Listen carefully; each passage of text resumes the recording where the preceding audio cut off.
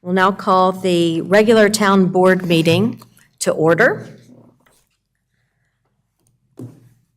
If you wouldn't mind, we will start with an invocation, moment of silence.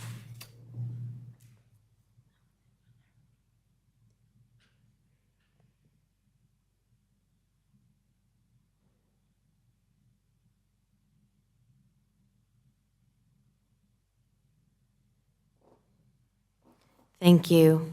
Now, if you'll join us for the Pledge of Allegiance. I pledge allegiance to the flag of the United States of America and to the republic for which it stands, one nation under God, indivisible, with liberty and justice for all.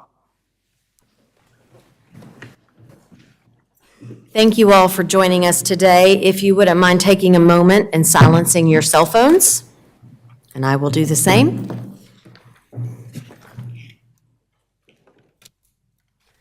We will now move into staff questions. Commissioners, does anyone have a question for staff this evening? Commissioner Kidwell. Thank you, Madam Mayor. I have two questions. Ms. Huffman, on the consent agenda, item 8G, approve a budget amendment appropriating a local option transit tax revenue in the amount of $635,000 to the transit tax expense account. Could you explain that a little bit? I'll work on it. So since about inception in about 1998, a portion of the transit tax has come to us. It sits in our bank account, and we transfer that to Charlotte a couple of days later. For the first couple of decades, we treated that as a balance sheet item. We did not budget a revenue or an expense, and in the last 2-3 years, our auditors have told us that the preferred accounting treatment is that we budget a revenue for that and an offsetting expense. And so there's no change to our fund balance. We don't get to keep a penny of it because consumer spending has been so high this year. Our revenue is up appreciably, and so our expense will be up as well. And so for the 2 months of transit tax that we will accrue back into FY22, we need this budget amendment to make sure that we can meet the obligation to transfer those funds.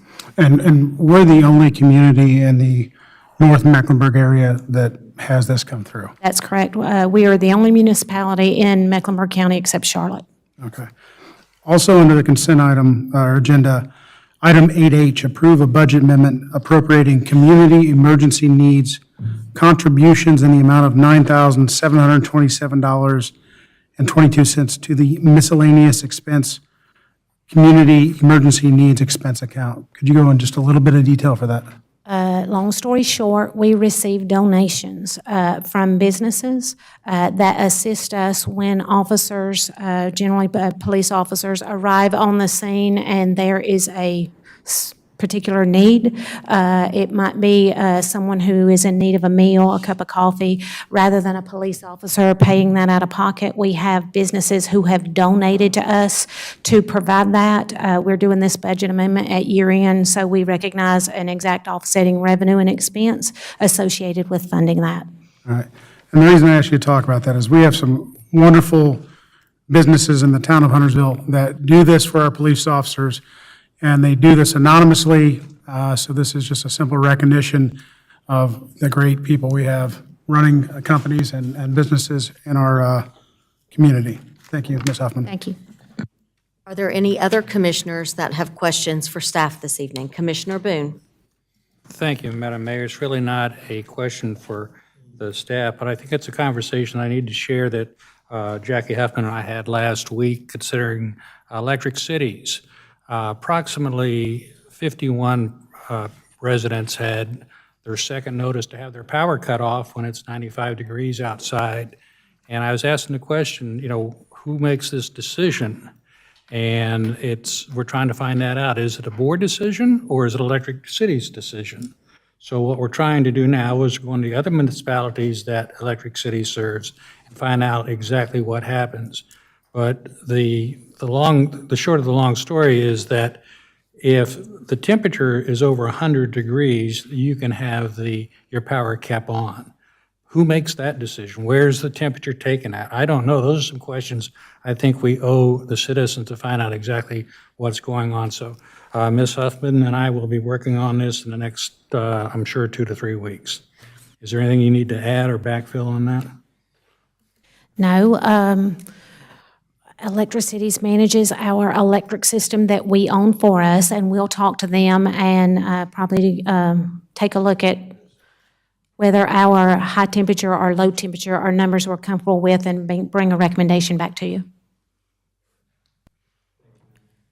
Thank you. Any other questions for staff? As we go through this meeting, I do want to let those watching and those participating in the chambers that Commissioner Munger is with us this evening. He is on the phone joining us. And Commissioner Munger, do you have any questions for staff? I do not. Thank you. Thank you, Commissioner Munger. We will then now move to public comments, requests, and presentations. We do have a proclamation. Commissioner Partee, if you would join me, please.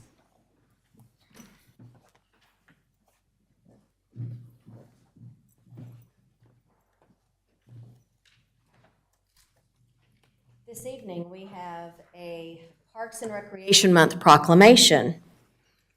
Whereas Parks and Recreation is an integral part of communities throughout this country, including the state of North Carolina and the town of Huntersville.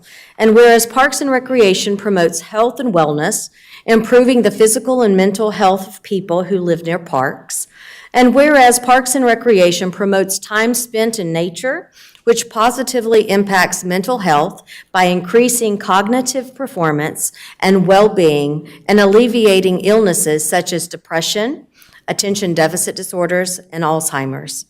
And whereas Parks and Recreation encourages physical activities by providing space for popular sports, hiking trails, natural areas, and many other activities designed to promote active lifestyles. And whereas Parks and Recreation programming, events, and education activities such as out-of-school time programming, youth sports, and environmental education are critical to childhood development. And whereas Parks and Recreation increases a community's economic prosperity through increased property values, expansion of local tax base, increased tourism, and the attraction and retention of businesses and crime reduction. And whereas the Huntersville Parks and Recreation Department was created in 1995 and now serves more than 1.5 million visitors per year in its local parks. And whereas our parks and natural recreation areas ensure the ecological beauty of our state and provide a place for children and adults to connect with nature and recreate outdoors. And whereas the United States House of Representatives has designated July as Parks and Recreation Month, now therefore I, Melinda Bales, Mayor of the Town of Huntersville, do hereby proclaim the month of July as Parks and Recreation Month in the Town of Huntersville. Commissioner Partee, if you wouldn't mind taking this back to our Parks and Recreation Department and just thank them for all of their work. I will do that. Thank you, Thank you Mayor. so very much. Thank you, Mayor.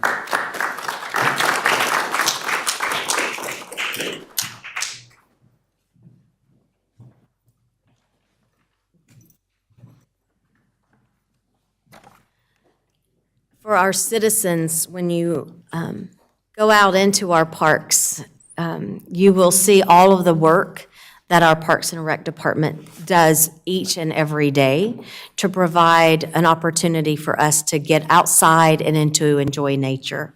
And so if you see a park, one of our park folks out there, just take a moment in the month of July and say thank you. With that, that is all of our presentations for this evening, and we will move into some public comments. Bob Inskip. I always say it wrong. That's right. I'm not prepared to make any comments tonight. I signed that just in case, Okay, but at this point, I think I've said enough. So, fair enough. thank you. Tim Kidd. Yes. Yes, sir. If you wouldn't mind joining us up here, and as you come, please state your name and your address for the record, and you do have 3 minutes. Thank you very much. My name is Timothy Kidd. I live in the Hamptons, just down the street. I'm familiar with some other neighbors here. I'm here today to ask you people to help us get a traffic light at the end of North Downs Lane and 21. I understand it could cost up to $200,000 to put a traffic light there. What's the value of one life? That's a place that's going to kill somebody real quick. I've got a cop background, I'm a combat veteran, and I don't want to die. Please help us out. I appreciate it. Thank you. Ms. B.J. Caldwell? As you come, if you wouldn't mind stating your name and address for the record, and you have 3 minutes. It's good to see you. Betty B.J. Caldwell, 14521 New Haven Drive, Huntersville, North Carolina. Good evening, ladies and gentlemen. It's good to be here. I hope each of you had a blissful and peaceful Juneteenth holiday on yesterday. Residents in the Pottstown community celebrated on Sunday, Father's Day, and enjoyed the fellowship, friendship, and fun of each other on a pleasant Sunday afternoon. Commissioner Partee and his family joined in the celebration. Due to 2 previous engagements, unfortunately, I missed the Saturday Juneteenth celebration at Weymouth, sponsored by both Park and Rec departments. I understand that it was well-attended and well-funded. Pottstown theme was Scatterings of Africa. Each and every one of us, no matter what your nationality, all came from a woman from Africa, the cradle of civilization called Mitochondria Eve.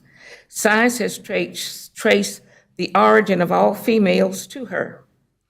The celebration was more like a potluck event. Families donated the food and drinks.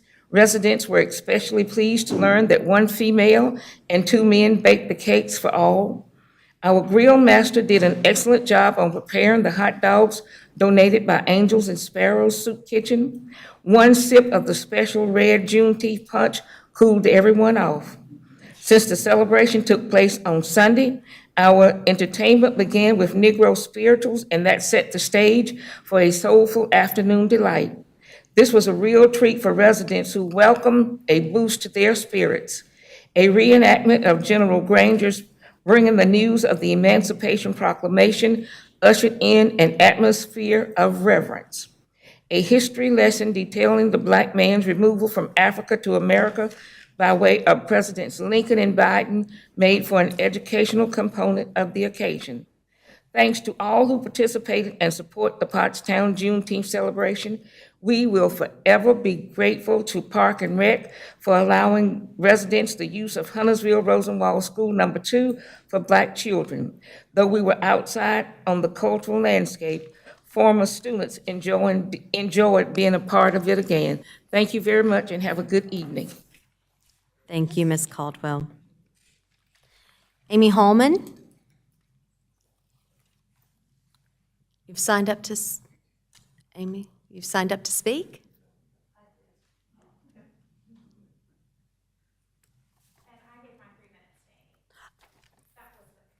Okay.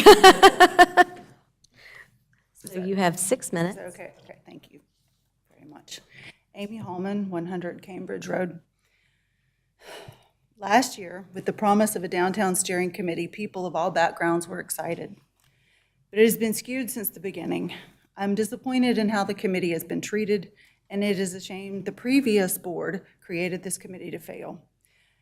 The person who created the structure of the Downtown Steering Committee is responsible for pitting the members against one another in nearly perfect teams in what seemed to be a distraction while the design firm just writes the plan. The structure wasn't an accident. You don't get to stand back and say, I didn't know. The same person has promised to attend every meeting because getting downtown development right was that important. That person has attended maybe 1.5 meetings. And if you don't know what Mr. Potato Heading is in that context of downtown, you're not paying attention. By the way, it hasn't happened, and the committee was promised it. It certainly doesn't convey the commitment to getting downtown development right. The board members who say that the committee should focus on commonalities and not their differences have clearly not been watching the meetings. Committee members haven't been able to. They have hardly been given an opportunity to speak, and when they do, they are, no real dialogue happens because of the round-robin participation style of leadership and the aisle pass response style of about 1/3 of the committee members. The committee's town representative has vacillated regularly. This week, he wanted all further motions to be listed as actionable items in the agenda, but after a motion put forth by the chair's side, he didn't make the same request. He had said the committee would not discuss hot-button topics, but has since walked that back. This person continues to insert the opinion that transportation is the biggest downtown issue, and despite being met with discussion, the design team continues to say, treat the car as a guest. Still, each meeting comes back to transportation, causing deeper rifts among committee members. He told the committee that it would not make decisions or have many votes, but the members of this board are already saying the committee needs to come up with an agreement on what needs to go where, literally plotting what goes in downtown in order for the plan to be accepted or followed. And that seems at least a highly irresponsible use of $150,000. Who did that? Many on the committee don't look at materials or drafts or any kind of preparation, and for some reason they wear that as a badge of courage. They laugh about it. They celebrate it. Why? When you discussed town hall 2 weeks ago in the pre-meeting, none of you mentioned downtown committee. And that's not a criticism. It's just now disingenuous to say, well, let the committee do its work. The design team has created nice plans for downtown USA, but they're not applicable to Huntersville. It didn't create the east-west corridor that many in the committee dislike. The planning staff did that.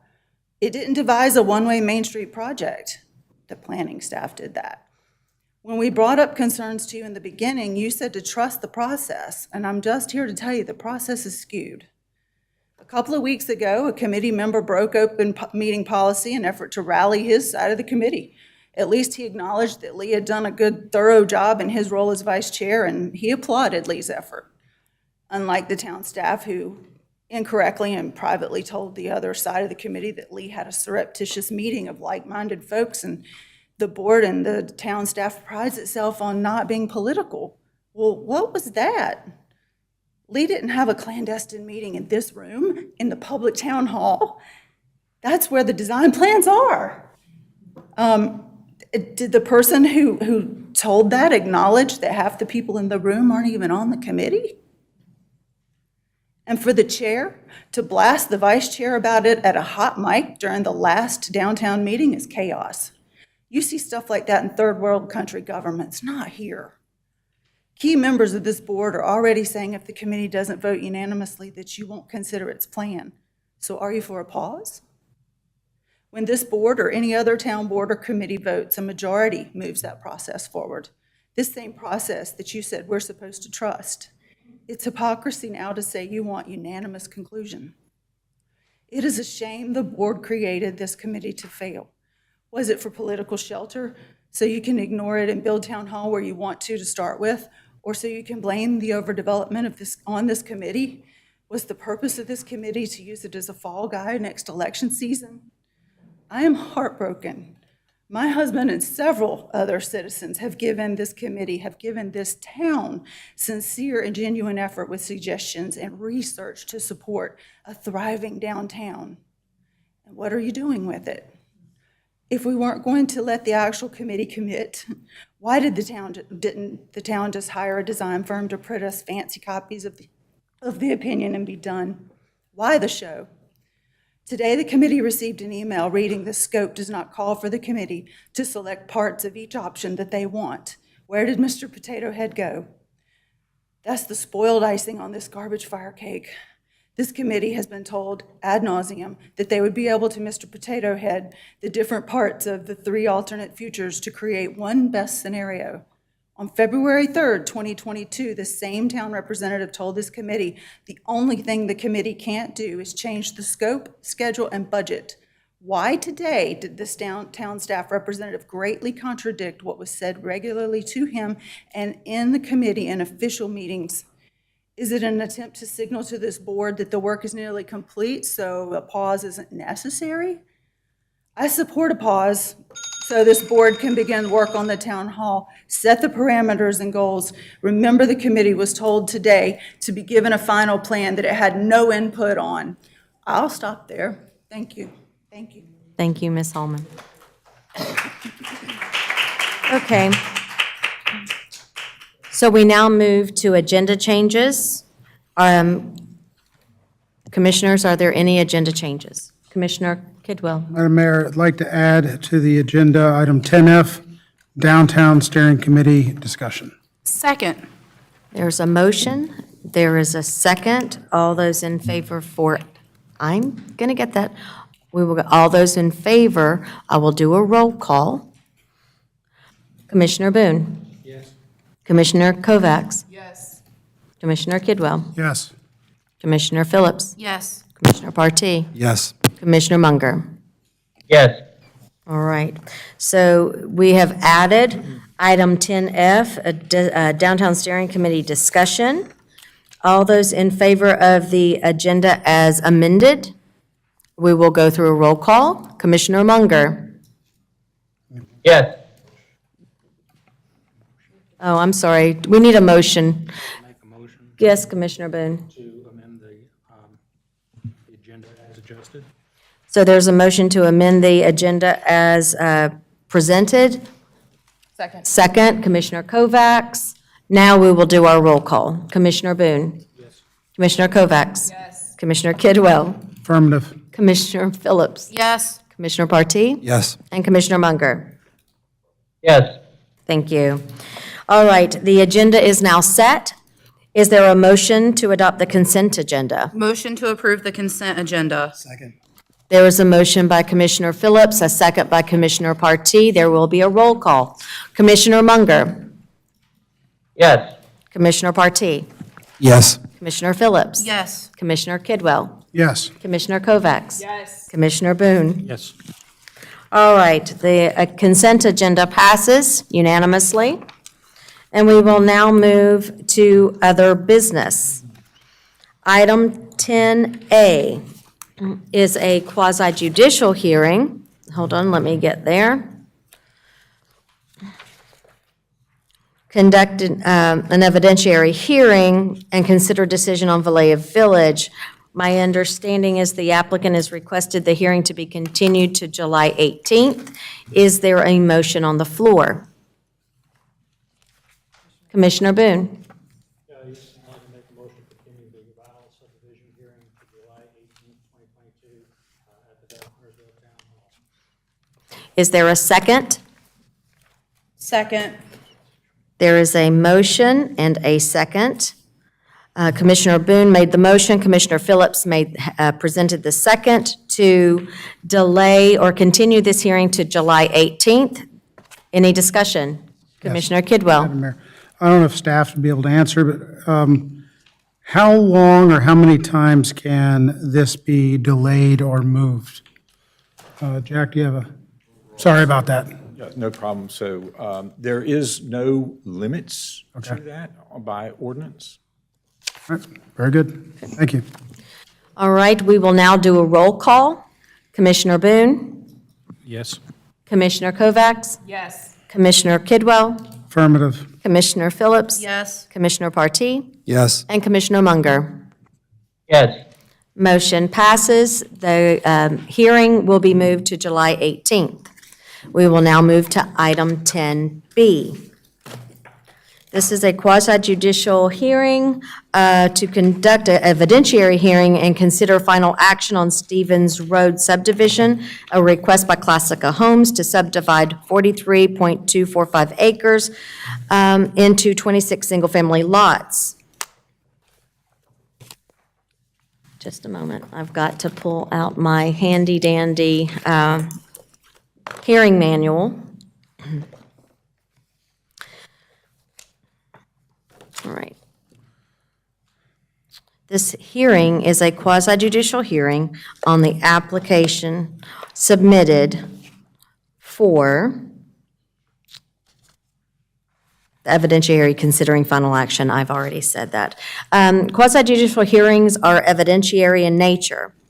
Only parties with standing, including the applicant, property owner, local government, and individuals who can show they will suffer special damages have the right to participate fully in the hearing. Special damages must be particularized, separate, and distinct from damages to the public at large. Special damages are a fact-specific inquiry. While proximity may bear weight in the determination of special damages, proximity in and of itself is insufficient to grant standing. Parties may present evidence, call witnesses, and make legal arguments. Other individuals may, but are not required to be, allowed to speak as a witness. However, they will not be allowed to participate fully as a party, such as by questioning other witnesses or by calling other persons to testify. Witnesses must swear or affirm their testimony. General witness testimony is limited to facts, not personal preferences or opinions. Certain topics require expert witnesses, including projections about impact on property values and traffic impacts. Individuals providing expert opinion testimony must be qualified as experts and provide the factual evidence upon which they base their expert opinion. Mere conclusion or conclusionary testimony lacking the foundation of the expert's opinion is insufficient to establish the existence or non-existence of a fact or conclusion. The board must base quasi-judicial decisions upon competent material and substantial evidence in the record. Competent evidence is evidence that is sufficiently trustworthy and reliable, and that is legally fit and acceptable for consideration by the board. Speculative, irrelevant, or vague evidence, non-expert opinions as to something that requires an expert, and non-accepted hearsay evidence will likely not be competent evidence. Material evidence is evidence that shows that the standards will or will not be met. Evidence is substantial if it is relevant and regarded by a reasonable person as sufficient to support a specific conclusion. Speculation, unsubstantiated fears of the community, or vague assertions do not constitute substantial evidence. Quasi-judicial hearings are constrained by the standards of the ordinance and the facts presented. Even though the board may hear other evidence, it is If it is not objected to, the board should rely on competent material and substantial evidence in making its decision. So, let me double check myself here as we go through this process.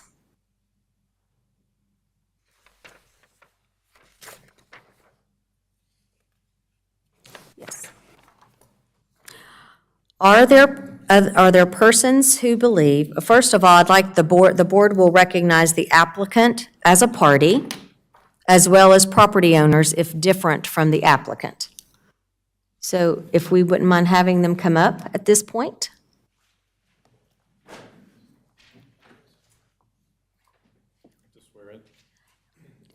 Yes. Are there other parties who believe they have standing to participate fully as a party? If you believe you have standing, come up.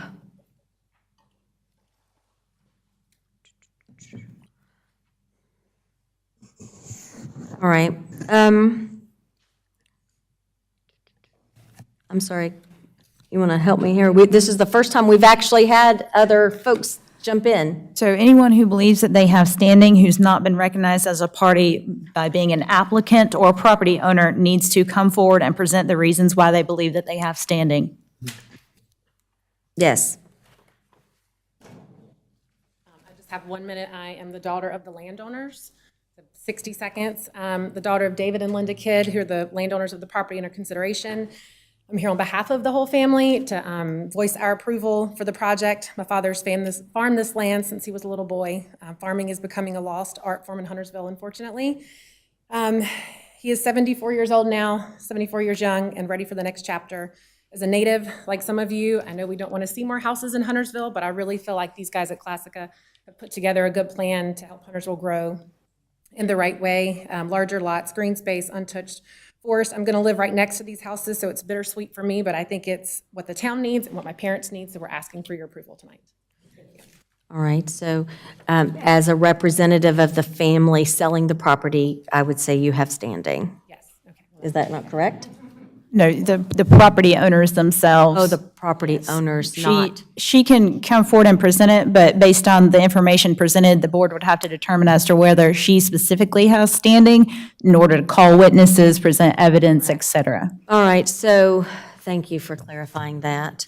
So at this point, I would like to let the board make it that determination. Is there a question or a statement? Commissioner Phillips? Should we do disclosures first? Because Well, this is I've never had to deal with this before. I know, right? Because the landowners are here. I think that they should be sworn in. Even if you don't speak, at least you have the opportunity to speak, because if you don't come up here and things progress, you won't be able to talk on your own behalf. I would agree with you, Commissioner Phillips. Thank you for that. Commissioner, we will get to that. No, I was going to speak. Okay. You had asked a question if we felt that the daughter was in standing. Right. I would say that I think that her parents have asked her to come up, and I would say yes. They can call her as a witness. But don't we have the right to say who's in standing or not? As far as the standing determination, by statute, that's going to be the applicant, the property owners, if different than the applicant, and anyone that can prove special damages. I believe she was just willing to be a spokesperson for the property owners Yes. who have standing by And I statute. just read in the notes that that's actually a role that I play. Is that correct? So yes, So- the board makes the determination as to whether or not the person attempting to establish standing has standing in fact. Okay, That's the board. so that's the board, not the mayor, the So if- presiding officer. As far as if they are trying to determine whether or not the person has established special damages, which that's not been brought forward at this point in time. Okay, fair enough.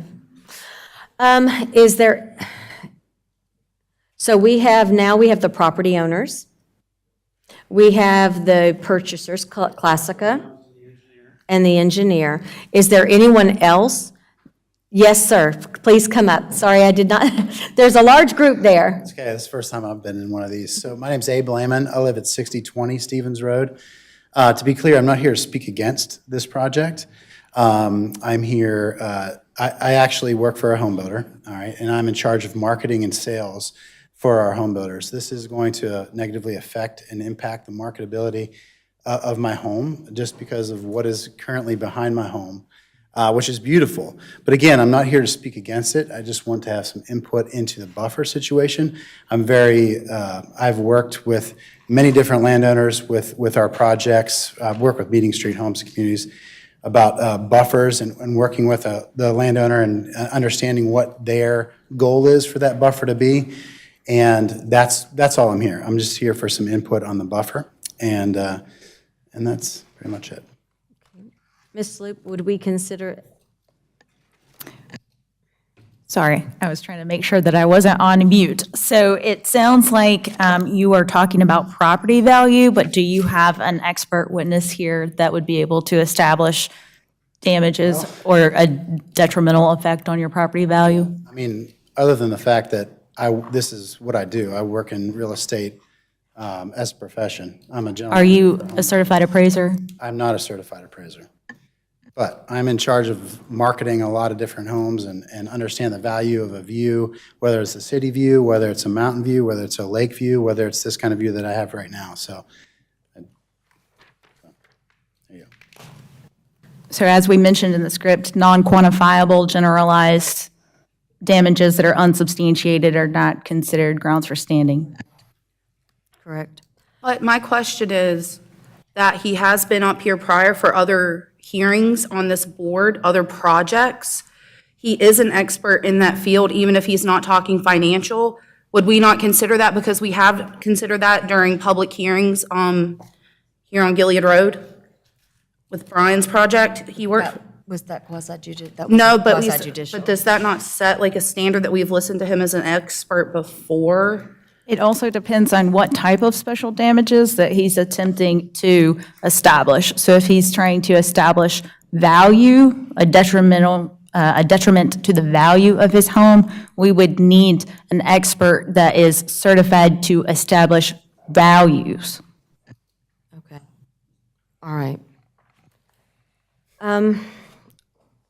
Well, then, at this time, I don't think that we could consider you as a witness or as a person with standing Okay. at this point. Yeah, I would just like to mention too, that and the planning board, when they put this through and planned it, they actually added a little note that said to have the applicant work with the landowner beside there for the buffer. And there's definitely ways to fit this within the ordinance. So, And I would just like to clarify for the board that even though if the board decides that he does not have standing, the board could, without objection, allow him to speak as a non-party. All right. So would the board be interested to allow him to speak as a non-party? Yes. Yes. And he would also have to be sworn in, correct?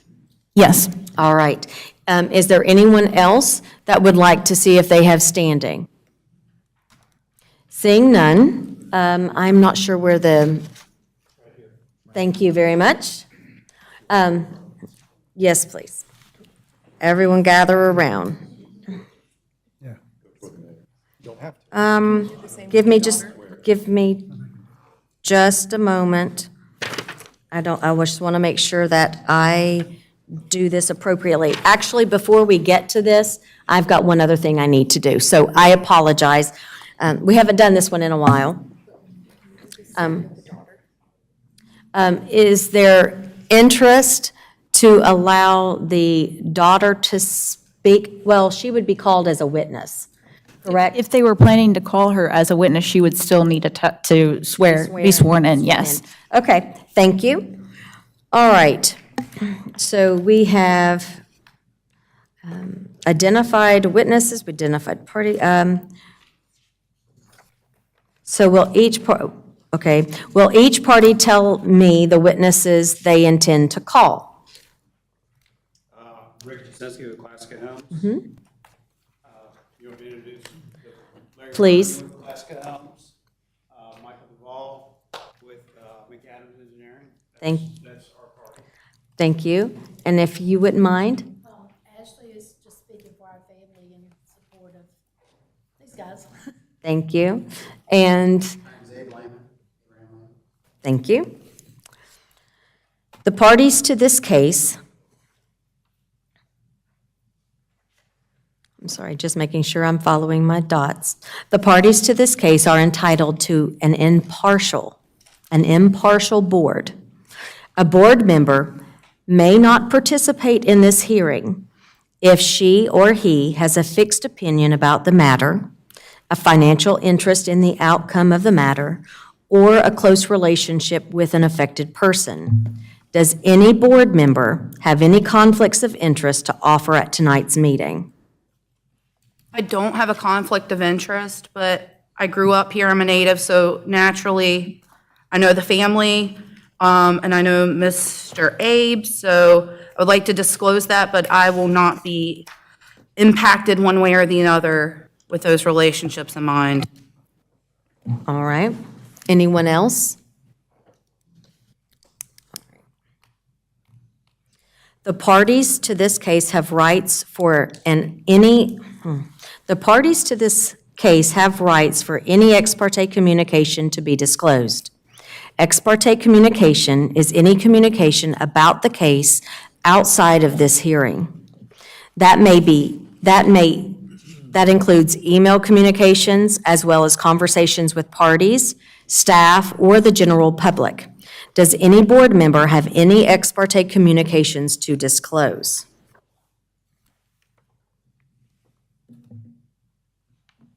None?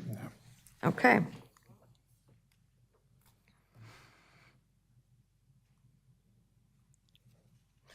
Based on the we do not have any disclosure, so we will now move on to the hearing, and with that, we will now swear all of you in. If you wouldn't mind, please coming up front.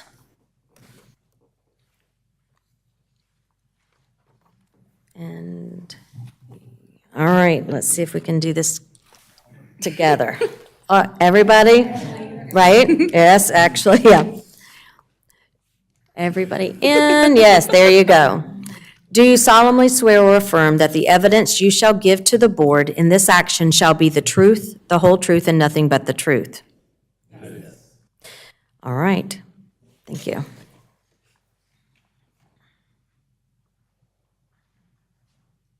Before we begin, as you come up, when you begin, please state for the record your name, address, in relation to the case. All right, now I'm handing it over to you.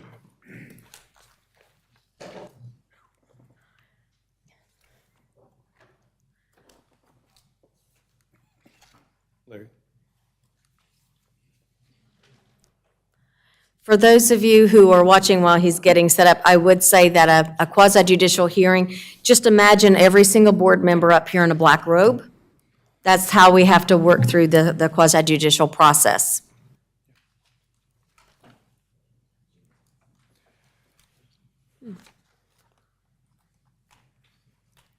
I'd like to enter the staff report into the record. Classica Homes LLC is the applicant, and they are bringing the little over 43-acre development to this quasi-judicial hearing for subdivision. You can see it indicated there in the black hatch. This is off of Stevens Road, south of the Stevens Grove subdivision. This is west of Beatty's Ford Road. As you can see through the aerial photograph, and you can see the overlay of the proposed lots, this was a farmed piece of land. It is, there are hardly any trees in the area of proposed development. The 26 lots that are proposed to be here represent a density of 0.6. This is zoned, this is in the rural zoning district, which has a limitation of 0.9 if you provide maximum open space. And there's a tremendous amount of open space that is being provided here. The sketch plan, is shown here. You can see in the middle there, that I is a recreational open space. And then to the west of the lots, there is a creek that is untouched. A lot of the specimen trees are located in that area. And then all of the property further to the west, beyond the creek, is also going to be untouched in this development. There are a number of references in the 2040 community plan that call for this particular area to be rural conservation. There is a list on the bottom there of several references where this particular project is consistent and supported by the 2040 plan, and I'll be happy to go back and elaborate on any of those if you'd like, but they are summarized there. Beyond the 2040 community plan, there is the Beatties Ford Road Corridor Small Area Plan, and it identifies this area for something called an equestrian use corridor, but the single-family housing is very much called for in that plan as well, and so there is support for that. And you can see there that there is a call in that small area plan for a transportation connection between Stevens Road and Jim Kidd Road. And it dots in some ideas of where those may go. But it is our opinion that the internal road for this subdivision could serve that. Because again, this is not a thoroughfare. It would just simply be a localized road connection that would serve that area to keep all of the trips in this particular area from having to use Beatties Ford Road. This is a quick report by CMS. You can see the impact to the local school district. This is an advisory document that we provide you. There were 2 community meetings that were held for this particular there was 1 neighborhood meeting, I apologize, on April the 11th. It was fairly well attended by primarily Stevens Grove residents, just wanting to know what was coming. And unless there are specific questions to the report, I would point out to you the staff's recommendation was that we find the application to be complete, that the applicable requirements in the zoning ordinance and the subdivision regulations have been satisfied with, as long as the following are addressed. The first bullet item I will not elaborate on because since the planning board, it has been satisfied. The second is that the open spaces just need to be categorized. It's a very technical thing. The applicants understand that and will do that, but it has not been done on the plan yet. Essentially, that is taking common open space and sticking it into one of 3 categories. The third bullet is that the DOT comments have not been received. They have been, and there are no conditions by DOT. I will mention at this point that the TIA statement of decision for the town did not require a TIA. The last 2 are our catch-all points of the additional town transportation red line comments, and any other departmental red line comments would need to be addressed as normal. And then the staff is in a position to recommend approval based upon those remaining bullets that are fairly minor in nature. The planning board on May the 24th recommended approval by unanimous vote. The motion is there on the screen and in your report, and they echoed the findings of the staff report and a recommend of staff. They did go further, as already referenced in the discussion just a moment ago. You can see at the bottom that they would encourage the applicant to work with the owner to the northeast, Mr. Lehman, to work on the buffer plan. Now, I can touch on that if you would like, or if you want to wait till questioning. But I think staff's opinion is that there is room to address the applicant's, the neighboring property owner's concerns within the ordinance. But we can elaborate on that if you'd like. So with that, I will ask the board if they have any questions. Commissioner Kidwell? Yes. You're looking at the overlay plan, lots of street trees. Yes, sir. And I know that in previous discussions with this board, the town has been looking at eliminating that, the street trees, because of the damage it does to the sidewalks and sewers and things like that. Is that something that the staff has discussed with the applicant? The zoning ordinance and the subdivision regulations require a 7-foot planting strip with street trees located in it, 40-foot on center. As to if there is staff discussion ongoing about, modifications, that certainly is something that's happening. But the ordinance is as is, and the applicant is complying in every regard on that. All right. I bring it up because, I mean, we as a town already know the cost to us for grinding down sidewalks, replacing sidewalks, the damage to homeowners, water and sewer lines to the streets. Do we want to be proactive? Yeah, and this board should consider that. I think at this point, the ordinance is the ordinance. Does the board want to start picking and choosing projects until the board makes a determination and changes the ordinance? I don't see how you can do that. Then it's an example of allowing further destruction to happen. It's going to cost us more money down the line instead of taking care of it before it happens. Just saying. I hear you. I think the board needs to work with staff to make that determination and make the changes to the ordinance. And Commissioner Partee? Thank you, Mayor. Mr. Pete, just one question regarding the land use property being designated equestrian corridor. With the designation, with the development of this area, will we lose that designation as an equestrian corridor within that area? The small area plan touches on what an equestrian corridor can sort of act like. And it is our recommendation in the staff report that there's a tremendous amount of open space on the western side of this project. And whether you actually move through the formal part of the subdivision or not, it would be very easy to envision an equestrian trail moving through that western area. That could be done through, at the most, if it elevated itself to some type of major amendment. But you can move through green space.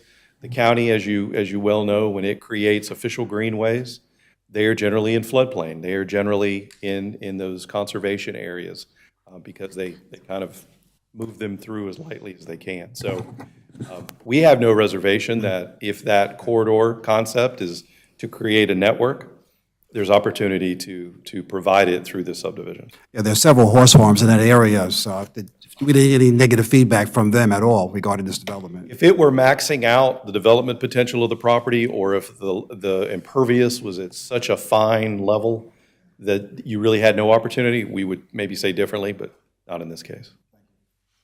Commissioner Munger, I don't want to forget you. Do you have any questions at this point for staff?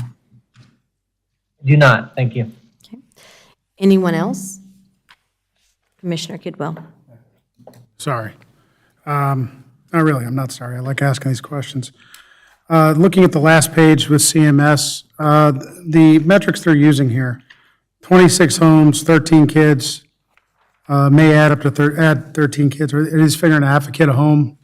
Do we know what kind of metrics they're using here? I mean, I figure at least 26 kids. I cannot elaborate further. I will say that if you look at the top, there is a single-family home, and their estimation is 0.5118 of a child. So we're figuring half a They kid. extrapolate that out. So again, I'm not here to I know you can, I wish offer more. CMS would actually start doing this correctly and figure that there's not half children in these homes. They're usually full size or multiple. I mean, again, not towards staff, that's directly pointed at CMS. Any other questions for staff at this point? All right. We will now look at parties withstanding. If anyone would like to come to speak. The applicant?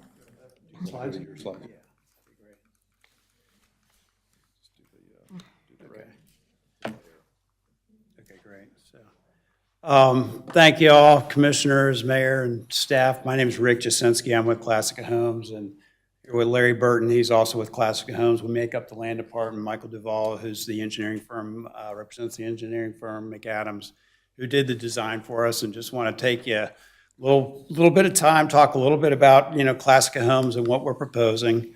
Classica Homes is a, small local builder. Work specifically just in the Charlotte area. We build 80 to 90 homes a year. There's a picture there of our staff. We've got 32 people on our staff, but we employ hundreds of tradespeople and craftsmen, in order to build our houses and neighborhoods. We're real passionate about the houses and neighborhoods that we build. That passion has led to a lot of awards for quality, for best places to work. We don't chase the awards, it's just that we've got a real good, passionate crew and people behind it, and, you know, those are accolades from the work that we do. Some of the neighborhoods that we built, Ranson Reserve is up there on Ranson Road, Torrance, on Gilead Road, Oak Farm, which is a new home community starting out on Sam Fur Road. Real excited about that. We're just getting the houses started in there. Going to be another, you know, real beautiful community. A few other communities up there around the area, some of them closer, Robbins Park and Jatan. Again, just small, more kind of niche neighborhoods. We don't build real big neighborhoods. We only do 80 to 90 homes a year. This is an example of the homes that we plan on building on Stevens Road.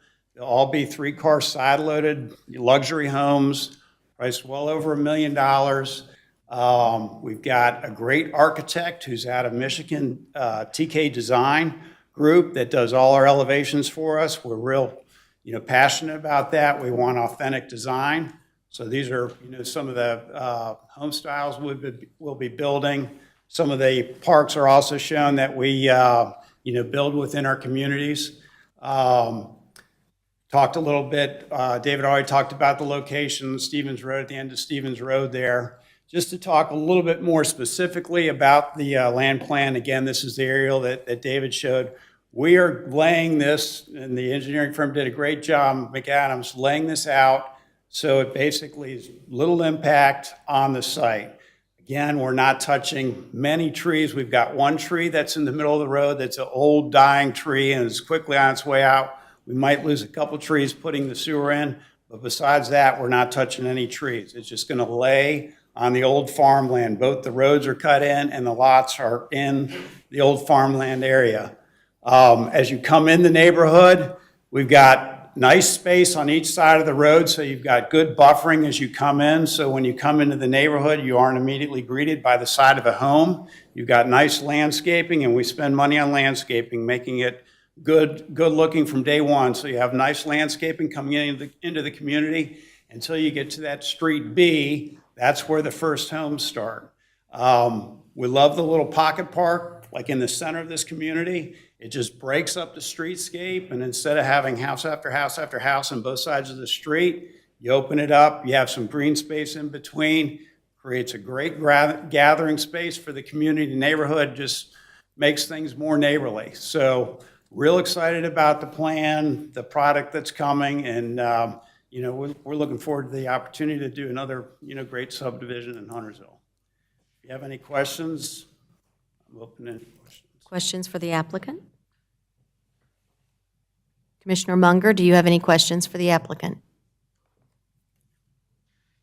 I do not. Thank you. Commissioner Boone?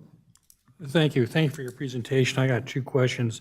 One, could you give us your address? We need that for the record. I don't think you gave that in the beginning. Sure. 2215 Ayersley Town Boulevard, Charlotte, 28273.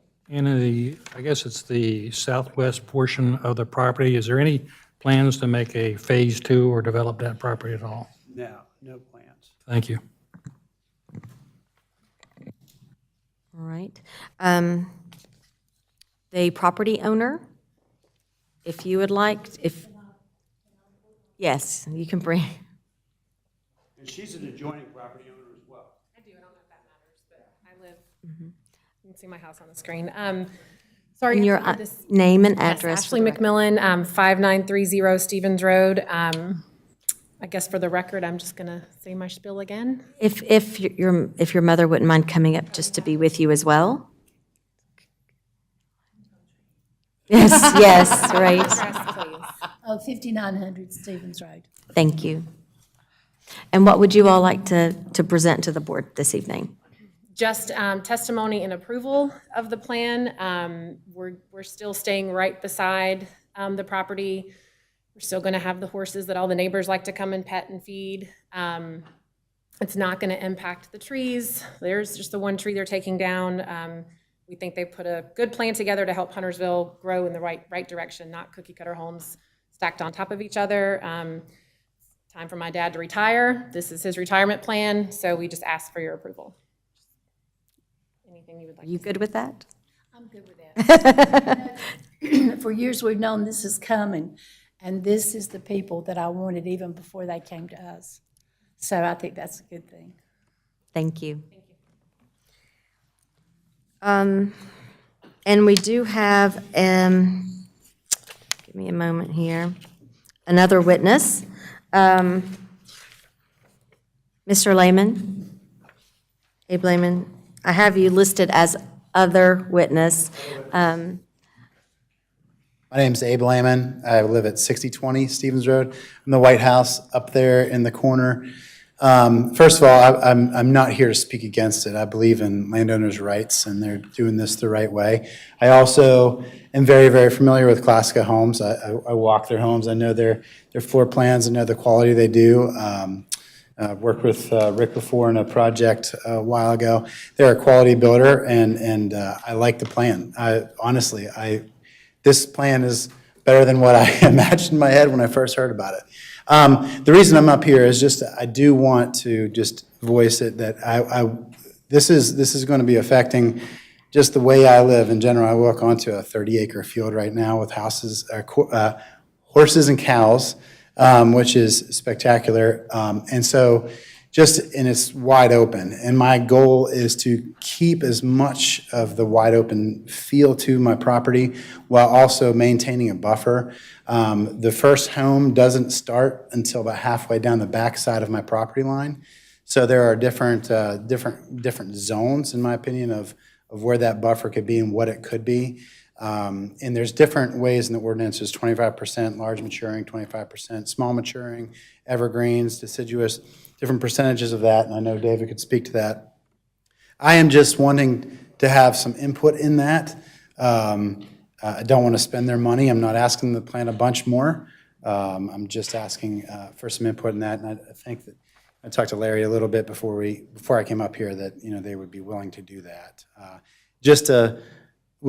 Sometimes per an ordinance, a town, I know when we've done projects before, not necessarily in Huntersville, because we haven't done one in a while until right down the road.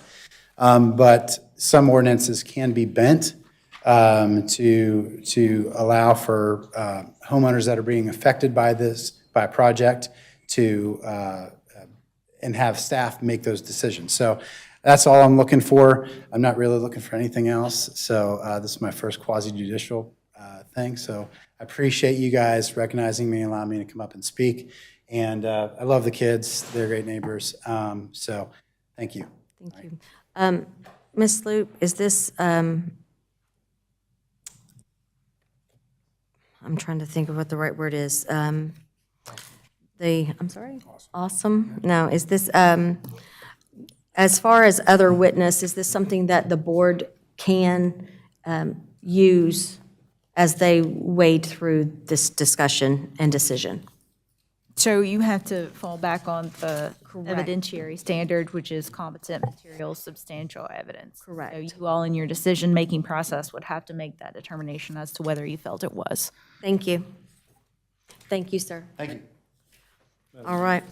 If I could just elaborate on the leniency, if you will, in the ordinance. Yes. Is in Article 7, under the buffer section, it gives the minimal standards for a cross-section of a buffer in the residential zone where the neighboring property is not a part of another subdivision. And so there's a prescription, as Mr. Lehman alluded to, and it speaks to 25% large maturing. Again, these are minimums. 25% small maturing and 25% evergreen. The balance of that can be whatever that the applicant would like. It needs to perform. And usually we're looking for opaque.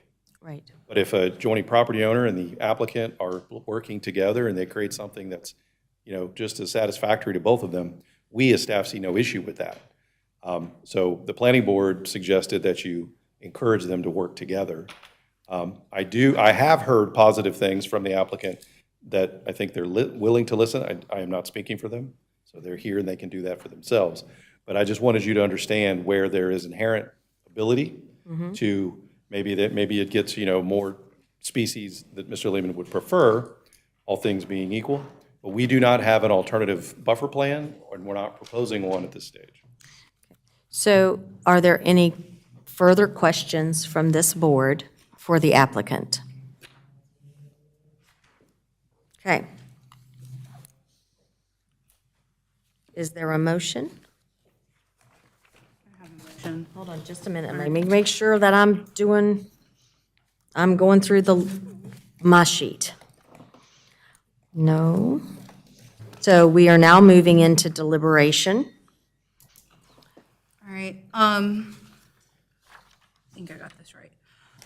I would like to make a motion to approve Stevens Road subdivision, a request by Classica Homes LLC to subdivide 43.245 acres located along Stevens Road at 6010 Stevens Road, parcel 013-09104, 013-0926, and a portion of 013-09107 into 26 single-family lots.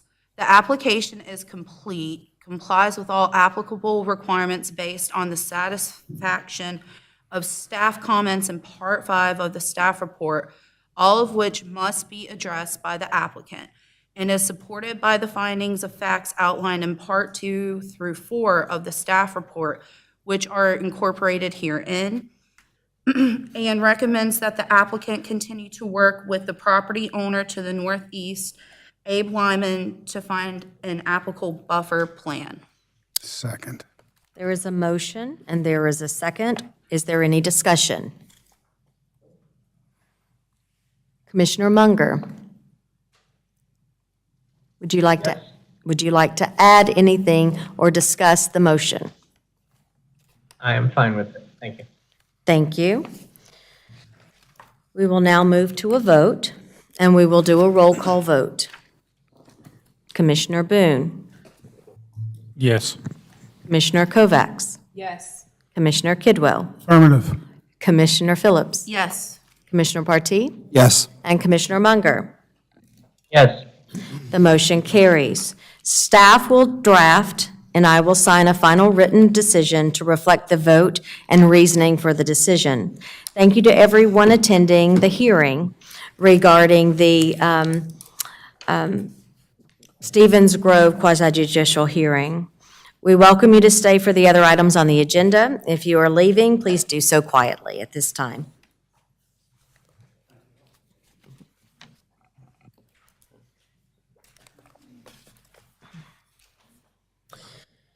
We will now move to item 10C, budget amendment. Ms. McGinnis? Well, it is Ms. McGinnis, but I think it might be Stephen Trott. Traffic signal at 21 in North Downs Lane. Sure, I'll take this one. Thank you. So the request is for a budget amendment of $250,000 towards the design and installation of a traffic signal at the intersection of US 21 and North Downs Lane. You can answer any questions that you may have. Is there a motion on the floor at this time? Commissioner Boone? Please. I'd like to make a motion to approve $250,000 from fund balance for the intersection improvement, a traffic signal at the intersection of US 21 and North Down Lane. Is there a second? Second. Commissioner Kovacs. We will now open this item up for discussion. Commissioner Kidwell? No? Yeah, well, since you called my name. Oh, you were reaching for the button. Yeah, I think this is the right thing to do. Been driving down that road for a long time now, and recently had the opportunity to take my daughter to a camp. So leaving later in the day, I usually leave Huntersville at 6 a.m., but driving down that road at 9 a.m., seeing the traffic trying to come in and out of both sides, this is the right move for the town board. Thank you. Commissioner Phillips? I'm really happy that I get to vote for this, and I'm very sorry to your community that it took us this long. And I hope that this is a learning lesson for the board going forward, that you guys don't have to worry about your safety anymore. And God bless you, sir, for fighting so hard for the safety of the people in your community. You are a rock star. Any other questions? The only question that I have, Mr. Trott, is this $250,000, if this should cover everything? We're not going to come back for more? Don't know that. Once we go through the design process, we'll get some more information. And that'll shed light on whether property acquisition or utility relocation may be needed. We're hopeful that this will cover the entire amount, but Well, I would just say I'm hopeful that both sides of the road would be willing to work with us and making sure that the light happens and with minimal financial burden in addition to the 250. Commissioner Boone? Yes, ma'am. I'd like to amend my motion then and ask the person who seconded if they would amend their second. I would like to change my motion to approve the amount of money it takes to put a traffic light at this intersection.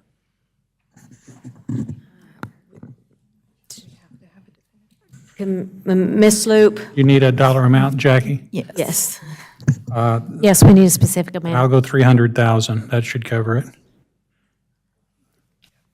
don't know what the, again, don't I'm gonna know change the amount to what everything's going to 300,000, cost Madam Mayor. until we get further along. I would rather them come back myself, but We can always bring it back if additional funds are needed for another budget amendment as well. And I would say let's not do that because government moves real slow. I would like to just do 300,000, just get it done, because golly, we've drug these people along long enough. And time is money, and so are lives, and it shouldn't take this long, and if it's 300,000 and we don't hit that, then it is what it is. Ms. Huffman, is there funds in our fund balance to make that happen? Yes, you can do a budget amendment for 300,000, and quite frankly, if it comes in at $301,000 and we have money in a different line item, we'll move that $1,000 over. If it comes in at 500,000, we're going to be back here. Is there any other discussion about the amended motion? That's what I'm looking for now. Give me a moment. Commissioner Kovacs? Second. You will, okay, to the amended motion. So the motion has been amended to set aside $300,000 for a budget amendment to appropriate $300,000 for intersection improvements to fund a traffic signal at the intersection of 21 and North Downs Lane. Commissioner Munger, do you have anything to add? Just want to reiterate something I mentioned before, which was definitely in favor of this, but given its temporary nature, please make it as cheap as humanly possible and functional, because in 5 to 10 years, we know this goes away because of the expansion. Correct. Maybe. Any other discussion? Seeing none, we will have a roll call vote on the amended motion. Commissioner Munger. Yes. Commissioner Partee. Affirmative. Commissioner Phillips. Yes. Commissioner Kidwell. Affirmative. Commissioner Kovacs. Yes. And Commissioner Boone. Yes. The motion passes unanimously. We will now move on to item 10D. Consider approving purchase agreement. Electricities needs to purchase land for an electric distribution substation. I'm gonna mess your last name up. Is it LaCour? It's very good. I'm sorry? Yes, you got it right. I got it right. All right. Well, I will turn it over to you, sir. Madam Mayor, Commissioners, I'm David Lucor, the Electric Systems Manager for Electricities. We are requesting approval to purchase a piece of property from Duke Energy now, to build an electrical substation. This is needed for continued growth in the area and to provide redundancy to existing substations. And prior to my arrival in this position, there were numerous sites investigated as to the potential to locate a substation. Some of the criteria that we look for is proximity to Duke Energy's high voltage lines that will serve that substation, and land that is easily accessible and we can get distribution lines out there without tremendous cost. This piece of property resulted as the most favorable one to pursue, and we have contacted Duke Energy and requested a sales agreement to purchase this property. What is in dispute at this time is how much that property would cost. Duke Energy has given us a cost of $466,000 and change. I'm sorry, I don't have the exact amount. And at the town's behalf, we had an appraiser appraise the value of the property that we would like to purchase, and the value of that appraisal for that property was $96,000. So we're at odds between the amount that it appraised for and what Duke Energy is requesting to purchase it. Commissioner Kidwell? Madam Mayor, I'd like to make a motion.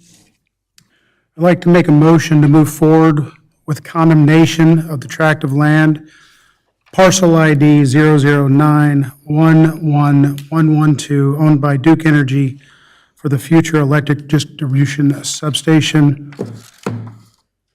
The fact that they're asking 4 times what the property is worth, and they've expressed that they do not need it, I'm not going to put that burden on the taxpayers. Second. There is a motion. And just, yeah, I know, a lot of seconds, but Partee is the second to move into condemnation on this 1.13 acres, correct? Correct. Any discussion? Seeing none, we will have, Commissioner Munger, do you have any questions? I do not. All right. Seeing none, we will go into roll call vote. Commissioner Munger? Yes. Commissioner Partee? Yes. Commissioner Phillips? Yes. Commissioner Kidwell? Affirmative. Commissioner Kovacs? Yes. And Commissioner Boone? Yes. All right, that passes unanimously. Thank you. Thank you, sir.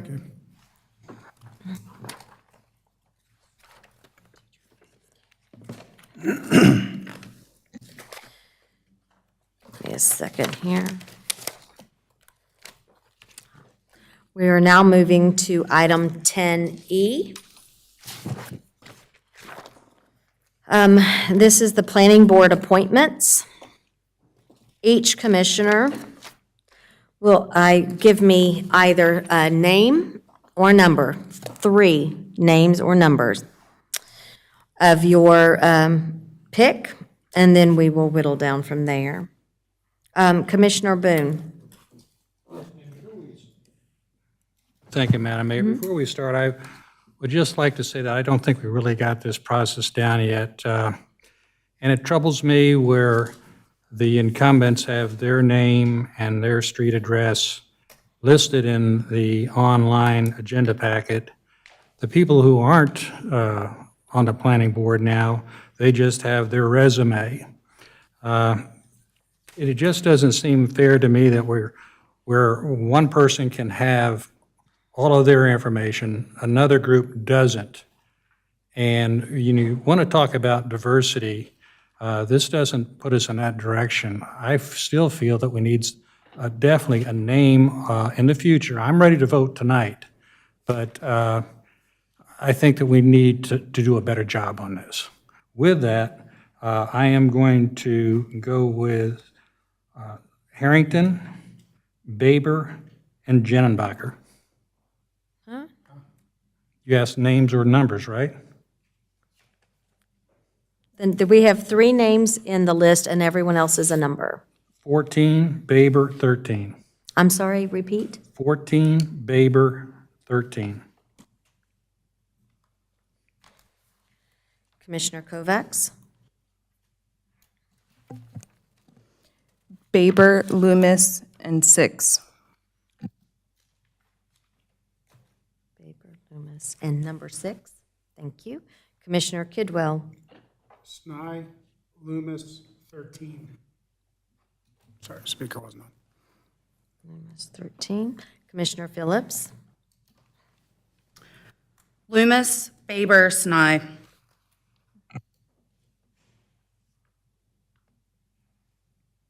Commissioner Partee? Before I give my selection, I want to also echo what Commissioner Boone had mentioned about the system. There is a flaw, and I can, being an investigator, I exploited that flaw. Whereas when you give a phone number, you can always look up who the person is, or an email address, you can also find out who the person is. But So we need to reevaluate our, how we evaluate our selections. With that, I want to give Jeff Snye, Greg Baber, and number 14. 14? 14, yes. Thank you. Commissioner Munger, Nye, Baber, Loomis. Snye, Baber, and Loomis, I'm sorry.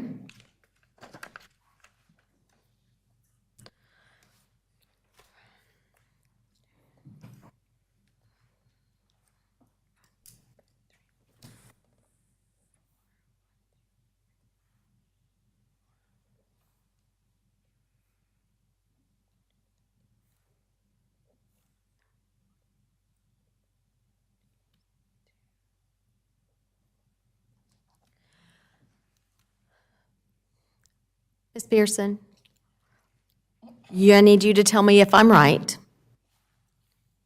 But Snye, Baber, and Loomis each got 4. Number 13 received 2, and number 14 received 2. Is that correct? All right, thank you. So, No, Baber has 5. Baber has 5, Loomis Hold on, 4, and hold on. Snye 4. 2, 3, 4. No, you are correct. Thank you. I missed that one. That's why I was asking for clarification. So, 4, 5, 4. All right. So that would be the nominations, Snye, Baber, and Loomis. Is there a motion on the floor? I would like to make a motion to reappoint Jeff Snye, Greg Baber, and Trina Loomis to the Planning Board. Is there a second? Second. There is a motion. There is a second. We will now do a roll call vote. Commissioner Boone? Yes. Commissioner Kovacs? Yes. Commissioner Kidwell? Affirmative. Commissioner Phillips? Yes. Commissioner Partee? 10-4. And Commissioner Munger? Yes. Thank you. The motion passes. I would like to remind this board that this board made the decision to move to these numbers and to do it this way. I would encourage you to work together to, if you feel that this needs to be updated or modified, that you work together to make improvements to the plan. But this was the way we're doing it was the directive of the board. I disagree with that, though, because when we did this as numbered applications, it was my understanding that our intent was that all applications would be blind applications, and that we would not show favoritism to incumbents. So I think maybe the direction that we were going was not received in the manner in which we brought it. Yes, because that's not the way I understood it when it was presented. No, let's have. So you guys can clean it up. We can clean the process up. But I'm just saying that is the way that it was originally proposed and voted upon. We have one more item on the agenda. That is item. Order. I'd kind of agree with Commissioner Phillips on, we kind of agreed with putting the numbers on it, and we do need to clean it up. We had 23 peoples, and you look at the dots here, and there's 22 or 21 dots. Not everybody's here. It's not the quality of work that I think this board should be putting out.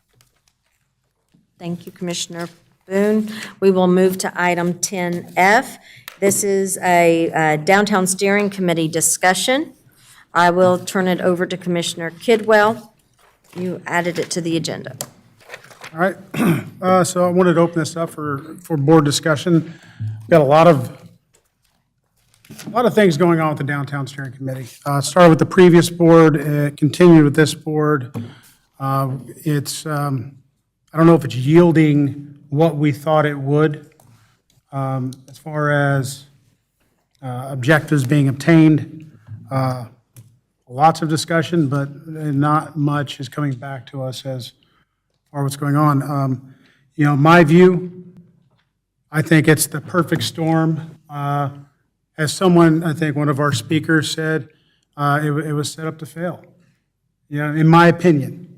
And it was on a previous board, and I'm not slamming that board for setting it up. I just think that when we set up a committee, we should be giving them specific objectives, days to achieve those objectives, and then let them move forward. And it just seems like, even if it's in a contract, that we just said, all right, go, and good luck and Godspeed.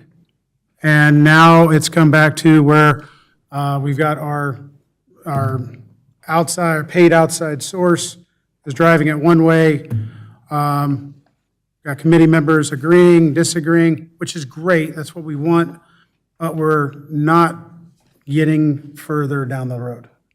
And I would love to hear other board members' point of view on that and discussion, whether we should pause the committee until we can give them clear, precise objectives and accomplishments that we want as a board, utilizing the 07 plan and going from there with the updates, or, whatever it is. But we need to give them direction.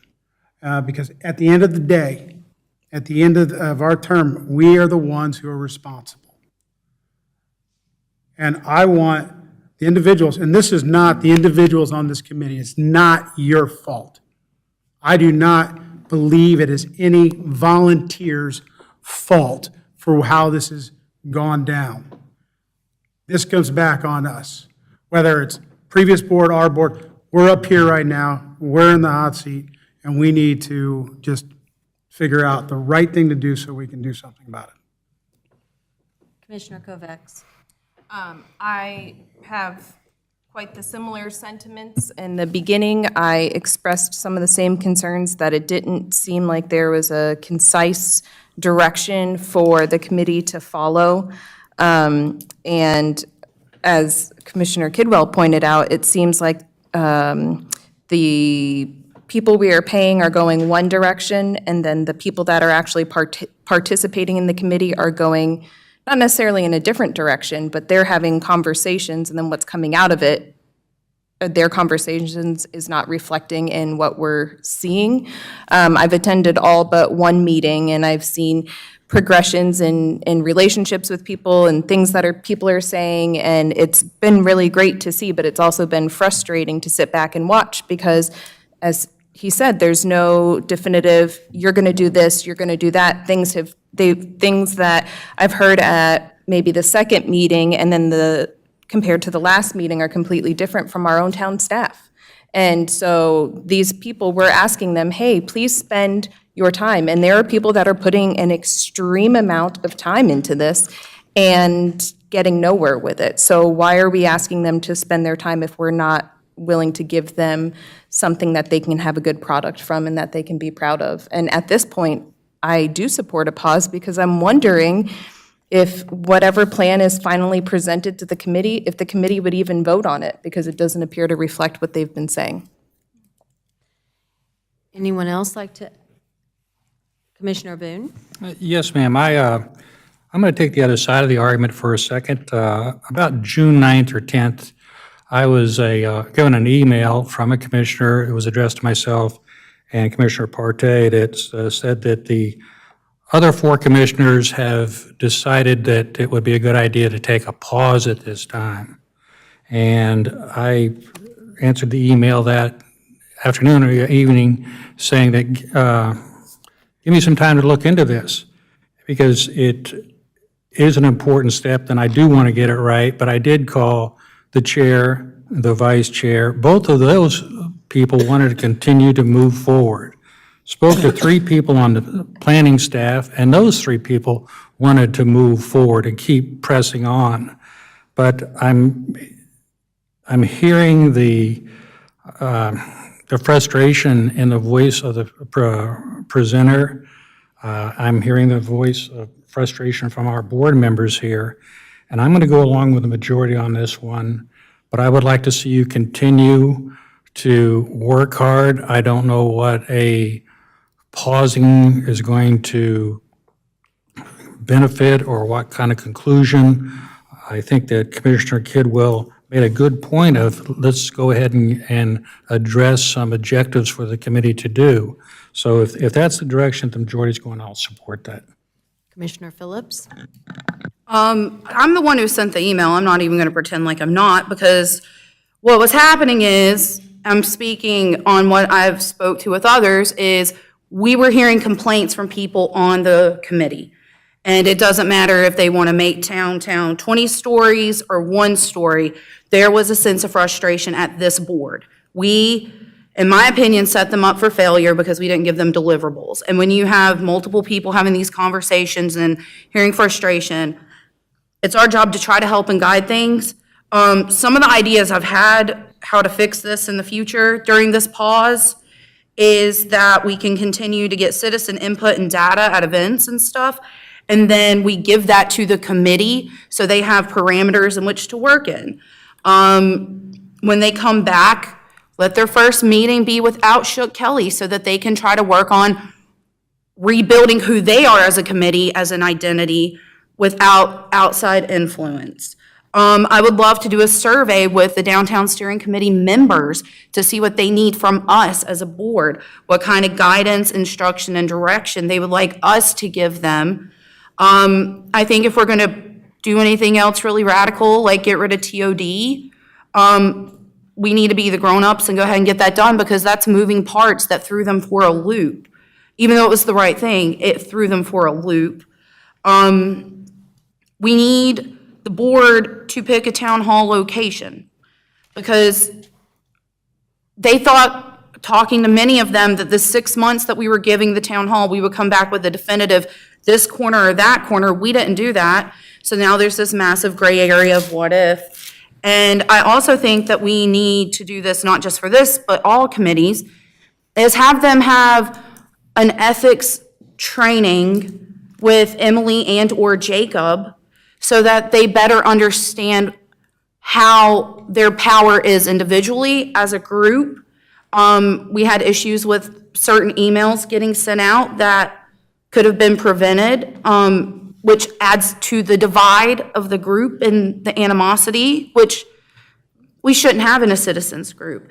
I think a pause is us taking a breath before we implode and do something so critical. I mean, golly, 2006, I couldn't even drink then, you know? Neither could Amber. But like, you think, like, okay, so 2006, and then all of a sudden we want to fast-pace something that's going to impact the town for the rest of our lives. I want to make sure that we're giving the Downtown Steering Committee the best tools that we can to give us the absolute best product. And I know that they're not going to kumbaya and get along all the time, but at least on our end, we're giving them what they need to feel like they are succeeding in some way, shape, or form. Commissioner Partee? Thank you, Mayor. I believe that it is unfair and disingenuous that we do not allow our committee to continue to serve the needs of the community. We asked town citizens to submit an application, serve on a committee. We asked our planning department to have input and work with our contractor. They put in a tremendous amount of hours. The committee members who serve have sacrificed their personal time, their ideas, and I think it's fair for them to continue, because I trust in this community. Also, we have a variety. We have a melting pot that is serving on the community. We have input from the minority community. We have input from downtown. We have input from the outskirts. We have had public hearings in several locations. We set up at the farmer's market. We provide information to our residents. They come out, they give us ideas.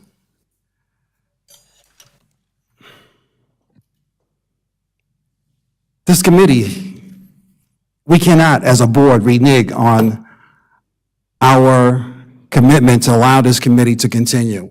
We have two leaders that are working hard. We have a co-chair and a chair.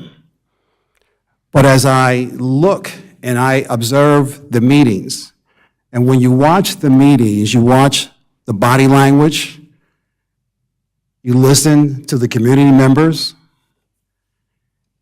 And what I'm concerned about, well, maybe not concerned, but you can see, and I'm going back to my street. I was raised in the bricks, raised in the streets, raised in public housing.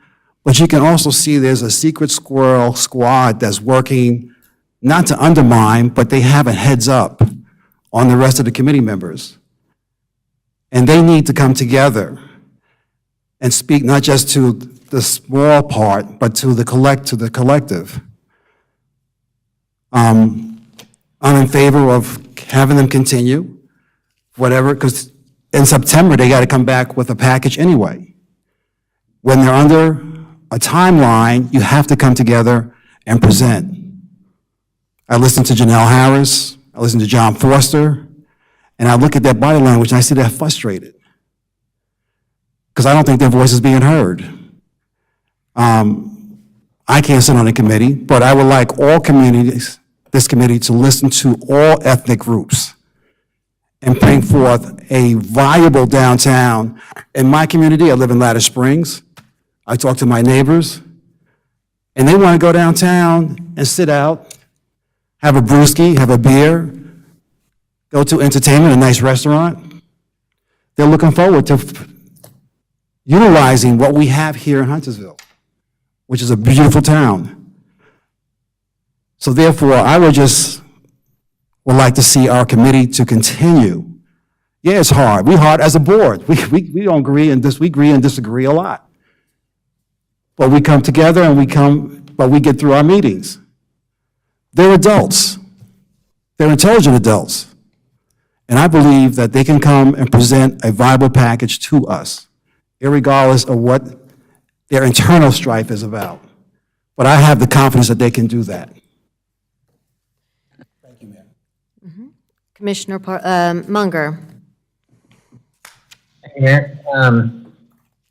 So just a couple of things. I definitely agree with Commissioner Phillips on that this committee and all committees for that matter probably do need to have some basic ethics training and kind of understanding of procedures and how things like this are, just how they need to manage some of the important things. I also agree with a number of points that Commissioner Kidwell has made. Ultimately, I think it is the decision of this board, the town board, to determine what the best path for the downtown area should be. And to that end, I'm very open to pausing. I will also admit I'm very open to doing away with the committee at this point, simply because I don't think they were given the proper direction. They lacked some specifics. I've heard conflicting points about, is it up to the board to tell us where town hall is supposed to be, or is that ours? And my opinion is it's our determination. And another thing we have to keep in mind is we did push out the bond issue until next year. So, you know, I mean, you don't have that bond issue. I don't care what that committee says. We're not doing a whole lot of stuff.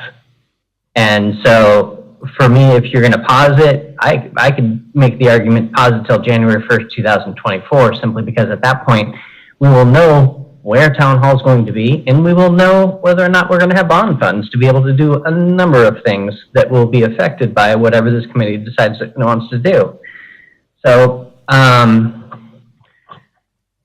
yeah, I mean, and if you kind of just stepped away and continued with the public forums and had public feedback and were able to gather that information from a general public feedback, I think it would push us in the right direction, and we would ultimately, it is our decision, and we would get that information and be able to make the right decision. So for now, I will support the pause. That's it. Thank you, Commissioner Munger. Mr. Semino, would you like to talk to anything that you've heard this evening? Yeah, it was our opinion that the committee has a lot of diversity, which personally we think is a strength. I do believe they will come together. I also heard the board talk that they wanted to give direction, some of the board members direction. you each received the letter from Shook Kelly to try to understand where we're at and how long the pause is. So we do have a substantial amount of money that's been outlaid for this project. So, we would like to get clear direction. If that's the board's will to go and pause the project, then our question is, when will you meet to provide that direction to the committee? And so that we can have a conversation with our consultants. So we would just kind of like to have an understanding of what the board would want to see. I do disagree that staff has changed positions. So I will just leave that comment at that. Again, if there's going to be a pause, if we can understand how long and maybe have a game plan to provide the information that you feel is important for the committee to know, that would be necessary for us to have a conversation with our consultants. Commissioner Kovacs? I just want to clarify that I am very big on the fact that the people that are on this committee volunteered. They are not getting paid. They volunteered to do something, to shape something that they love where they work or where they play. And the diversity on the committee is being brought up a lot, and I don't think it's a bad thing. We joke because our board is very diverse, but we come together and make compromises. And I've seen people are focusing on the fact that some people are saying 6 stories and some people are saying 3, or some are saying, I want more retail, and some are saying, I want more residential. That's not a bad thing. They're going to come together in the middle if they're given a chance. And I don't believe they've been given the chance. And I feel it's our duty as, frankly, the paid people, our staff, Shook Kelly, all of us, to give them the tools that they need, and that is where we have failed. We need to take responsibility for that, and we keep saying the committee is doing this, the committee is doing that. They're at our mercy.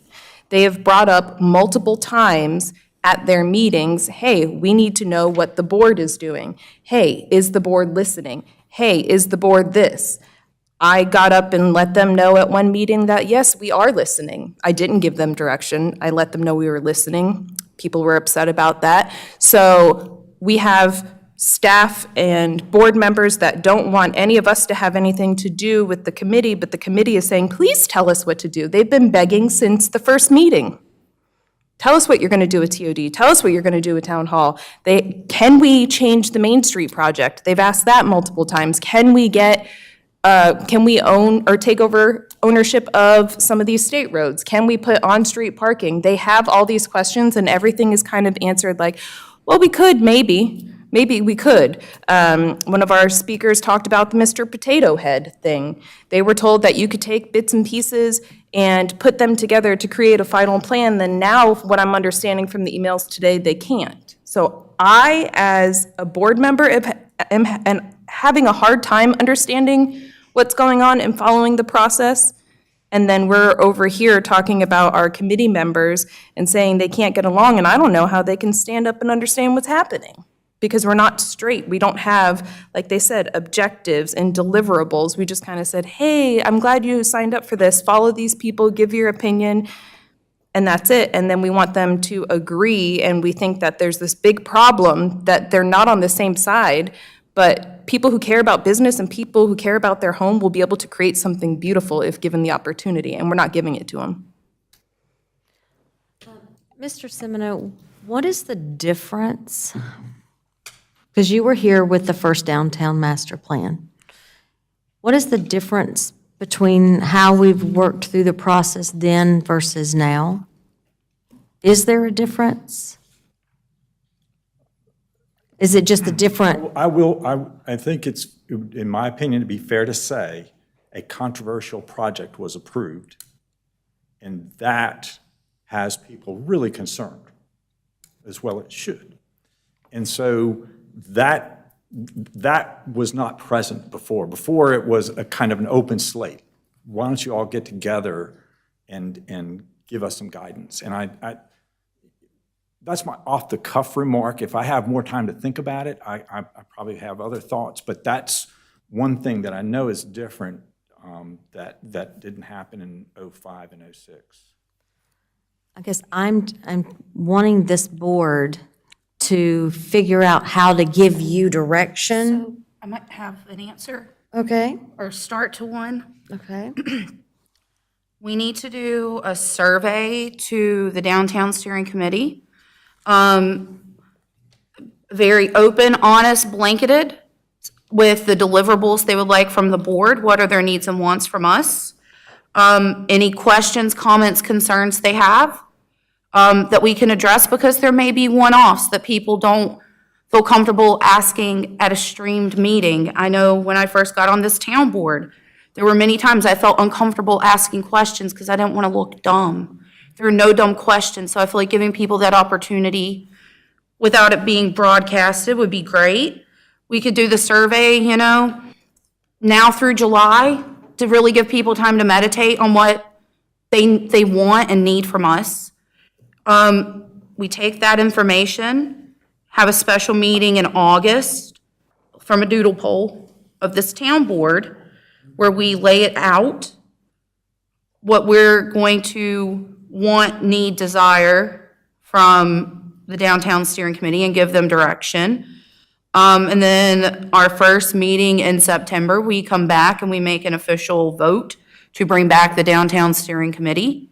But that's just like my general idea of how we do this, and we do it successfully, because I want to make sure that these people who are giving their time and their energy get the best product for themselves too, because they really give a dang. And I don't want to not listen or honor that or answer questions, concerns that they have. Would that include town hall by that September meeting?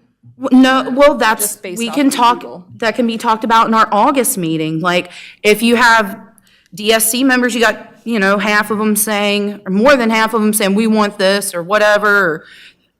We just need the data from them, so then we can come together and make decisions and make an outline. And as the mayor loves to talk about, maybe do buckets. I like a good bucket. You have to admit, I do. I like a good bucket.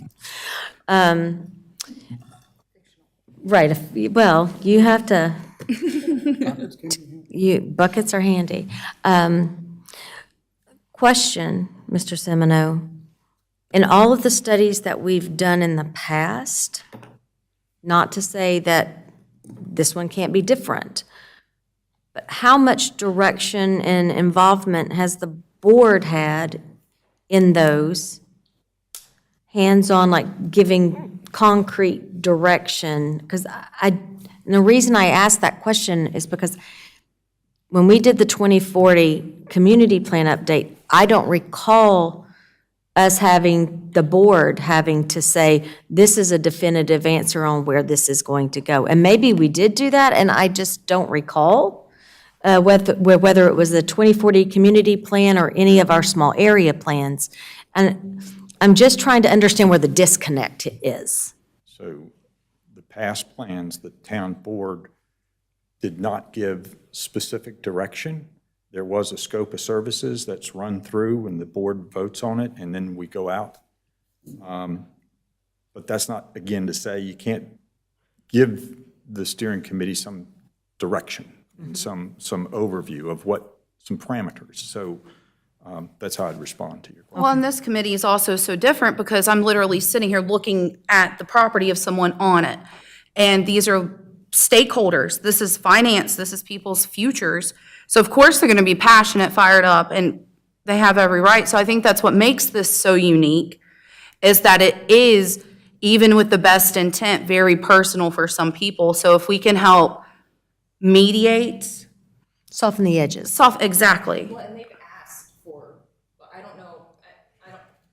I don't know in the past, but I don't know in the past with other plans and stuff if they've asked, hey, what does the board want this? But every meeting, at least one time, someone's like, well, what does the board say about this? Or what does the board want from this? And Or the town board hasn't made a decision about this or that.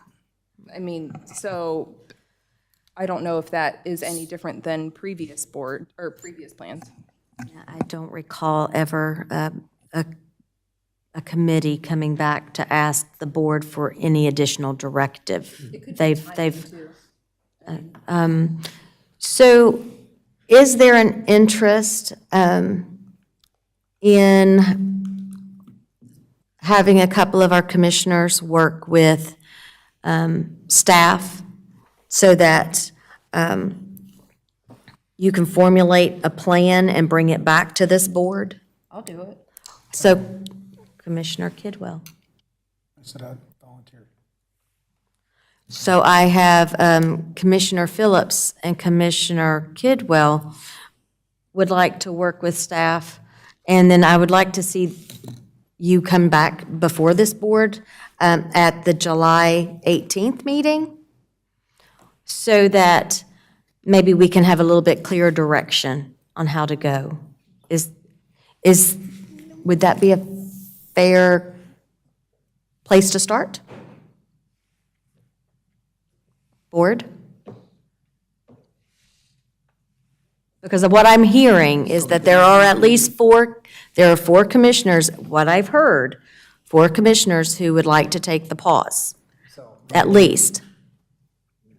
Yes. So the committee is still going to meet this month, the Downs Committee, and the planning board, well, our commission will come back with a direction. But they're still going to meet, or they're going to suspend, wait for us to come back with a suggestion, and then continue on.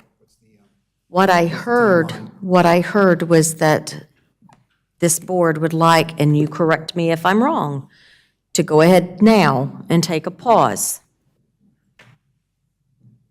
That's what I'm saying. Commissioner Boone, please weigh in. Thank you. You definitely have to keep this week's meeting, because these people need to have an explanation of why they are being paused. It's not from the mayor or the planning staff, it's got to be from commissioners that gave some good reasons to pause this and answer the questions that are going to be out there. You could have 30 people, you're going to have a handful of questions that I think, just out of respect, need to have an answer, a face-to-face answer, not an email. You want us to go to the meeting? I think some commissioners or the mayor should be there. Just to say, hey, we're pausing this committee, and these are the reasons why. This is what we're going to do. This is what we're going to bring back to you. And then we hope to start this back up in the future. But we need to give them some answers. Commissioner Boone, I would be willing to do that. I agree with you. I think that the committee should hear from this board, because as of today, they had an agenda. They were being pulled together. My question to this board is, do you want them to work through that agenda? They've got a plan. Let's let them move forward with it. You know, they've already set the time aside. Let them move forward with it. And then at that meeting, we can explain after that meeting, and there's a pause. So That there would be a survey coming with, Yes. to get there, because I don't think it's right for us to just bombard a meeting that's theirs. Because then we're almost like, it's a special meeting without being a special meeting. I think that gets into a slimy area, but I also think that they need, I mean, they know it's happening, it's gonna happen, but I think it's good for them to work through what they need to work through, and then we do the survey, all that, but they know that it's coming, like. So if I may recommend that Commissioner Phillips and Commissioner Kidwell get with staff to start working on some of those overarching bullet points that you want covered on Thursday, so that we can do that at the end of their meeting. Commissioner Partee? I would ask, Mayor, that at that particular meeting, committee meeting, that you get some feedback from the committee members on how they feel about being told they're going to pause also, and what their recommendation is too, because we are there, they are there to advise us too. So just not to have them feel that we're just reneging on our promise, but also we're not kicking them to the curb without hearing from them also. And I would agree. What I heard was that we would share with them that there would be a survey to hear from them, so that would be one of those topics. Commissioner Munger, you have been quiet. Is there anything that you would like to add or anything that you disagree with?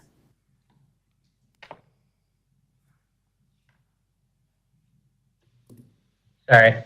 I mean, I'm fine with it at this point. The meeting's already going to happen, so I'm glad Commissioner Kidwell and Commissioner Phillips are going to kind of take this on, and I'll go with the flow. All right. Ms. Loop, do we need a formal motion for this? Yes. I thought so. The chair would entertain a motion at this time. I would like to make a motion to pause the downtown steering committee after this Thursday and bring back a formal vote the first meeting of September at Huntersville Town Hall by the town board regarding if we are going to resume it or end it. Formal vote on July the 18th? No, I did- September. Oh, I'm so sorry. I didn't, I told you, I was writing. Final vote on September what? Our first meeting in September, would that be the 5th or the 6th? Because I'm not sure. Okay, So it's- Tuesday, September 6th at Huntersville Town Hall. September 6th. Right. And is there an addition to your motion for you and Commissioner Kidwell to work with staff? Do we need that? You guys can work on that before bringing it back to the board. Fair enough, thank you. Okay, so I have a motion, and I do have a second? Yes. All right, Commissioner Kidwell seconded. We will do a roll call vote. Commissioner Munger, Yes. Commissioner Partee, No. Commissioner Phillips, Yes. Commissioner Kidwell, Affirmative. Commissioner Kovacs, Commissioner Boone. No. Motion carries 4-2. We will now move into mayor and commissioner reports. I want to say to staff, what a fine job that you did partnering with Mecklenburg County on Juneteenth.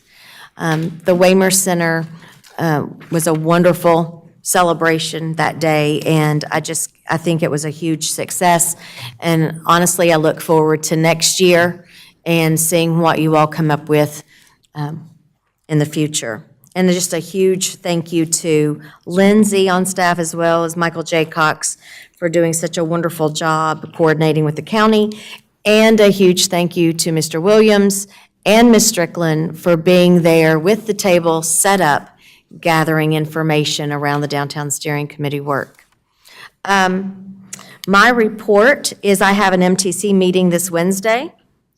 They are having an informational session, so no votes will be cast on Wednesday evening, but they will be talking about the South End Station, the Silver Line Urban Land Institute recommendations for it, advancing the 2030 Transit System Plan, and an equity analysis of COVID changes and service plan. So that is all upcoming on Wednesday evening. And then from the EDC, they have 41 projects total that they're working on. 22 of those are here in Huntersville. I would imagine in the next month or so, they'll go back in and clean those back up if they haven't heard from anyone, and we'll see those numbers shift. But that is all I have this evening. Commissioner Phillips? Very short. From Visit Lake Norman, USA Diving Zone Championships will be held this week, June 23rd to the 26th at Huntersville Family Fitness and Aquatics. They will feature 200-plus divers from across the southeast. That's all I have, Madam Mayor. Thank you. Thank you. Commissioner Partee? Thank you, Mayor. Also, Mayor, I want to piggyback on your compliments to the staff. And on Saturday, June 18th, I attended the Juneteenth Jubilee at David B. Waymer Center Recreation with Mayor Bales, Commissioner Kovacs. The program was culturally celebrating the history of the emancipation through recreated speeches from President Lincoln, Frederick Douglass, Malcolm X, and Martin Luther King. The gospel choir was performed by the Chapel Hill Missionary Baptist Church with their pastor, Al Williams. And there was a beautiful African diaspora fashion show. And I want to say thank you to Ms. Janelle Harris for the hard work and giving a fantastic event. I know the ancestors are smiling at you. I also attended the Junior that Mayor Bales and I attended at the Hugh Torrance House in Store for the lecture on genealogy and the components seeking to connect slave descendants of Huntersville historic site known as Cedar Grove and the Hugh Torrance House. And on Sunday, I also attended the Juneteenth celebration at the Rosenwald School hosted by Betty Caldwell, and that was a great event. And as always, if you have, I always shout out to the Cool Kids Clubhouse, Donna and Dan Jensen, located here in Huntersville. Cool Kids Clubhouse. Its mission is devoted to improving the quality of life for pediatric cancer patients. Check out their website, and if you can, donate. Thank you, Mayor. That's my report. Commissioner Kidwell? Thank you, Madam Mayor. A couple items. From the Communications Committee, I just want everybody out there to know, we do have a podcast that's going on, and I would encourage you to look it up. What's the exact address or? All right, it'll be sent out, but, it's another way that we're trying to get the more communication out to the people of Huntersville, so weigh in on the podcast, like it. I think we need more than 3 likes, so maybe 4. From CRTPO, Commissioner Boone attended for me. My wife was sick, so I had to stay home, take care of the baby, which I shouldn't say take care of the baby, just being a dad, you step up. But while he was there, a letter was shared from to the North Carolina General Assembly, and Town of Huntersville has weighed in on this letter, and it's for legislation that would allow us to collect tax on certain car revenues, sales, auto parts sales, things like that, but could generate up to $500 million a year for our infrastructure within the state. So we have joined the Metro Mayors and other groups on CRTPO to send that letter saying we support this because NCDOT has an $8 billion shortfall every year. They're going to start requiring us to pony up more money to get projects done. So every little bit helps. And again, I want to thank Commissioner Boone for going down to CRTPO and stepping up and stepping in there. Appreciate that. And to every father out there, hope you had a wonderful Father's Day, whether it was grilling meats, playing with your kids, or just sleeping in. So thank you very much. That's it, Madam Mayor. Commissioner Kovacs? Update from the Lake Norman Chamber. This Friday, June 24th, is the 3rd annual 0K event at Lost World Brewing in Cornelius. I said 0K, best kind of race there is. This is a fun networking event from 4 to 8 p.m. Proceeds go to the small business programming. Right now, there's about 100 participants, so it should be pretty neat. The last event for the month of June is a grand opening party for Goodbye Body Fat in Huntersville. Thursday, June 30th, 5 to 8 p.m. Ribbon cutting will be at 4:45, followed by food truck, raffles, and networking. Maybe the door prize is less body fat. And the Huntersville Chamber is currently continuing to update their calendar as events are booked, so you can always visit the huntersvillechamber.com. That's all I have. Thank you. Commissioner Boone? Thank you, Madam Mayor. I'm an Electric City customer, and every time we have a thunderstorm that rolls through here, the lights blink, and I say, oh my gosh. But anyway, Kim and I are working with Electric Cities, not only locally, but in Raleigh, to come up with a better system to let our residents know what's going on with their power. I think when they call and they get the Cornelius Police Department isn't really a good answer right now, but we will be working on that. We will be bringing back a solution. I would like to, from the fire department, this year is their 17th year at Birkdale Village, where the fire department will do their usual wet down. It starts at 10 a.m. And it's a huge crowd, so get there early if you'd like to get a parking spot. And at the end, I've got two things. Commissioner Munger, I hope you drive home carefully, and I hope everybody has a safe 4th of July. Thank you. Thank you. Commissioner Munger. Thank you, Mayor. Probably be relatively quick. Last week, I had the opportunity to go down to the North Carolina State Capitol, meet with some of our representatives and some of our state senators. I said 2 words that scared every single one of them and could not possibly get a person to agree with me, and everyone who's there with me knows. Impact fee. Wouldn't it be great if we had an impact fee and we could pay for things like roads, infrastructures, buildings? Alas, it fell on deaf ears, so they ran screaming. One thing they did manage to share with us is that they managed to come up with a budget surplus. And they were very happy to tell us about a budget surplus, to which I can only point out that, as Commissioner Kidwell pointed out, NCDOT could use some of that money, and if NCDOT got some of that money, they would be able to give it to us, and we might actually get some roads improved around here sometime soon. So stop telling us about a surplus and start putting those dollars to work so we can get things that we actually need done around here. And last but not least, if you have the opportunity to give, please consider supporting your local nonprofits. And that is all I have, man. Thank you, Commissioner Munger. Thank you. I do want to take a moment before we adjourn to say, happy belated Father's Day to all of Huntersville fathers out there. You really are the backbone for our families and for our kids, and it's important that we take that moment to celebrate you and what you do with our for our families. As a reminder, this board will not meet again until July 18th. So, with that said, I hope each and every one of you across our community has a wonderful and safe 4th of July. And look forward to seeing everyone back here on the 18th, right here in this room at 6 p.m., if not before. And I also want to echo a huge thank you to Commissioners Munger and Partee and Kovacs. And Mr. Roberts, who I don't know if is still on the phone or not, but for all of us going to Raleigh and advocating for our community and for our neighbors and support.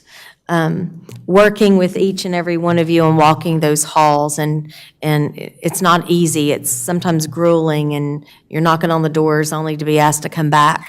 I mean, it just is what it is, but thank you for taking the time to advocate. Personally, as a citizen, I appreciate you going to advocate on our behalf. And as mayor, I appreciate you going and working with me as we advocate for our community. So I wish to thank you to each one of you. Is there any other closing remarks this evening? I think we need to say happy anniversary to the town manager. I would agree. I think that's 25? So, yes. I'm sorry? Don't speak bad of me, I'm listening. Uh-oh. No, we're not saying nothing bad, but happy anniversary for sure. Is there a motion? Motion to adjourn. And there's a motion and a second. All those in favor? Oh, we do have to roll call. Ah, so close. Commissioner Munger. Yes, indeed. Commissioner Partee. Negative. Commissioner Phillips. Yes. Commissioner Kidwell. Commissioner Kovacs. And Commissioner Boone. Thank you all. Have a good night.